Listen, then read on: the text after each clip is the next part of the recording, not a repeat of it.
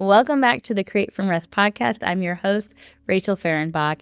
At the time of this recording, it is Tuesday, June 9th, and I am squeezing in this recording in between a bunch of party prep and errands running for said party prep because I have not just one birthday party to throw this week. I have actually two. It is crazy. I don't know what I was thinking when I scheduled two birthday parties in the same week. I think it's really fun that I'm recording this particular episode during what is actually a very, very busy and chaotic week for me. Because in this episode today, we're going to talk about being designed to create. Now, I know you have heard me say this. You have heard me say you've been designed to create. You probably have heard it from other authors. I'm thinking of John Mark Comer in his book, Garden City. I'm thinking of Jordan Raynor in his book, Call to Create. I'm thinking of Andrew Peterson in his book, Adorning the Dark. This idea of being designed to create, called to create. You've heard this, especially if you consider yourself a Christian creative. You know this idea that you've been designed to create, called to create, made to create. But I would like to present in this episode today that maybe it's not quite in the way that you think. Let's get to it. Many of you have heard me talk about beginning the practice of Sabbath about 7 years ago. Our family got to a point where we felt like, you know what, there might be some wisdom in taking a 24-hour period of rest every week. And so we started practicing it with the idea that we were just going to do it from January to maybe Easter. And I think even that year, Easter was early, like in March. But we got going and we haven't stopped. And one of the fun things that I did at the beginning of that practice of starting to practice Sabbath was I would go to the coffee shop for a few hours and I would write. And it felt so life-giving. It felt like I was returning to my full self, like I was getting back to the heart of who I was as a creative being. And that time of just writing each Saturday, knowing that I would have a dedicated space of time to show up and do creative work with the Lord, felt like play. It felt light. I was not trying to do any kind of work with it. Of course, I was thinking that maybe one day I might publish it, but I wasn't showing up in order to work. I was showing up to just rest through creative work. And so it was delightful. It really was. And I actually wrote the first couple drafts I guess I should say the first draft and a few revisions of my novel Image of the Invisible during that time. It was during that time that I started to realize that all of these I had a couple ideas for couple different stories. And I thought originally that they were individual stories, but as I started showing up each week to this practice of resting through a creative expression, I started realizing that the stories were all a part of one cohesive one. But as I look back on it fondly, I also can recognize now something that I didn't see then. So when I was doing that weekly rhythm of creating, and I truly was resting with God, I 100% believe that. But I think it felt restful, and I think it felt like that return to like my whole self, like a return to myself, like I felt like myself again. I think that's because I finally it wasn't necessarily that I was writing again. It was that I was creating, period. Because at that time, that was the only space in which I was creating. I was a young mom. I was in ministry. I was doing a whole lot of management and not a whole lot of stewardship. And I think that's really important for us to understand. They are not the same thing. We can start to think they are in our busy seasons, in our seasons where we feel like we're a little bit surviving the difficulties of the time. We can think that holding the chaos at bay is stewardship, but it's not the same thing as cultivating beauty and ordering chaos. Because here's the truth. At some point in your life is going to become a series of logistics. You're going to be moving people from one place to the next, making appointments, packing lunches, answering emails, keeping the house from falling apart, running the volunteer schedule at church, checking things off your list constantly. You're keeping chaos at bay. And that takes real energy. Nobody's saying it doesn't. But here's the difference between managing chaos and bringing order from it. Managing keeps things from getting worse. Stewarding makes things grow. Managing is maintenance. Stewardship is cultivation. Most of the women I talk to are stuck in the management role. They're competent, they're busy, they're holding it all together. And they're also quietly suffocating.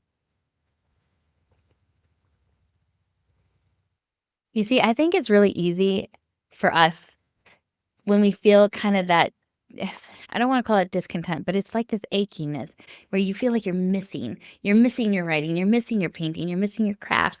You miss these things and you think, if I can just get back to that, if I could just do my art again, I would feel more like myself. And that's partially true. Your art matters, your field matters. But here's the reality, that ache goes much deeper. Because when you're only managing your life and creating nowhere, you feel the loss everywhere. The art is just kind of the most obvious absence because you identify that as a creative. But here's the thing, it's actually much broader. If you're not cultivating your relationships, if you're not tending your body with intention, if you're not building anything in your community, if you're not growing your work or your calling, you're just keeping all four areas of life from collapsing. The true ache is not just, I miss my art. It's, I was designed to create, to cultivate, to multiply, and I'm not doing that in any area of my life. And I feel it. Because when we go back to the beginning of our story, we see God put humanity into a garden that was already prepared for them. And he says to tend to it, to be fruitful and multiply. These are words that are about bringing forth life from what was already there, growing, building, making beautiful. And this mandate, this call to create, doesn't just apply to art. It covers every aspect of our lives. Parenting is stewardship. We're growing humans, not just keeping them alive. We're developing them and sending them out in the world to continue to impact the world around us. Marriage is stewardship. We're cultivating intimacy, not just coexisting. Our home is stewardship. We're creating a space that reflects beauty and order, not just cleaning it. Our body is stewardship. We're nourishing and strengthening the things that we do with our bodies multiplies and impacts. We're not just surviving. Our friendships that we have, we are stewarding those too because we're building something together. We're not just showing up to different events. When we only manage these things, we just function. But when you steward them, you come alive because stewarding is what you are made for. You were designed to create, and so was I. And the more I understood this and accepted it, the more I began to embrace this as my identity, that I'm a creative, that I am somebody who creates. I stopped confining it to just my writing, to just my art, and started to say, I am somebody who creates the life that I've been entrusted with, somebody who cultivates, somebody who grows and multiplies and brings fruit to every aspect of the things that have been entrusted to me. My body, my home, my fields, my work, and the communities I'm a part of, the tables I sit at. The more I started seeing every opportunity of this life I've been entrusted with as a chance for stewardship. It has allowed me to make decisions that are hard, to surrender and sacrifice things that were necessary, to make intentional decisions, to move our family in ways that support the ways in which we want to creatively steward our lives. It has allowed me to see that stewardship doesn't stop with my art. And as I've adopted that attitude of creating is something that's beyond just my art, it has allowed me to become alive in all areas, not just when I'm writing.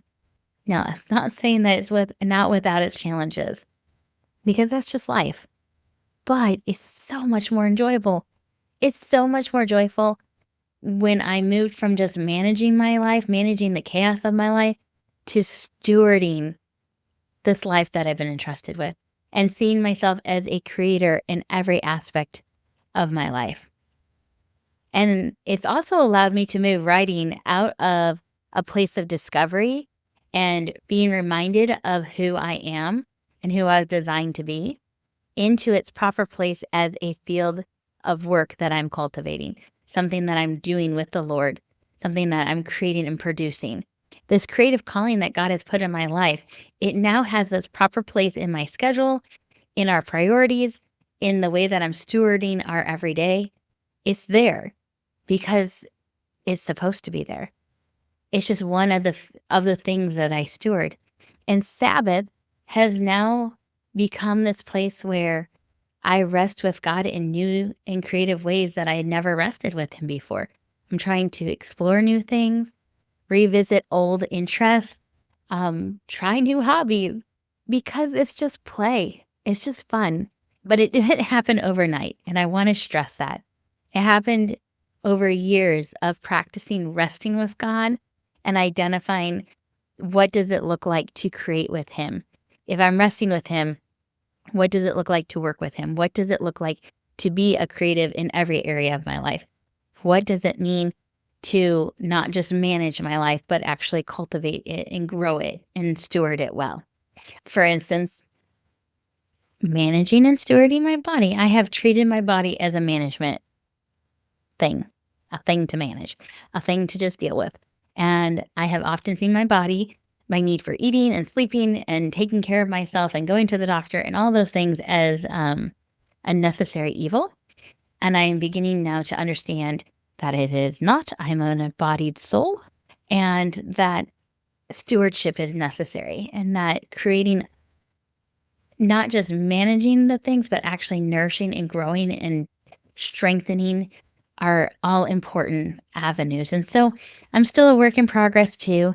It doesn't happen overnight. I think sometimes we get really good in stewarding one area and then we're like, this other area over here needs a little bit better stewardship. And so it's an ongoing practice of dependence and surrender and trusting the Lord. Before we go, I want to give you a question to ask yourself. I want you to pick one area of your life where you're just keeping things running. That could be your home, it could be your health, a relationship, your work. And I want you to ask yourself, what would cultivating look like here? What would it look like to bring forth beauty or growth instead of just preventing collapse? You don't have to overhaul anything. I just want to encourage you to shift your posture in one area from managing to stewarding and see what happens. If you want help finding 15 minutes to start that shift, I want you to grab the 15-minute margin method. It's free and it's in the link in the show notes. Now, before we go, I want to pray this over us. Lord Jesus, in our lives and through our creative stewardship, may your kingdom come. Amen. I'll see you next week.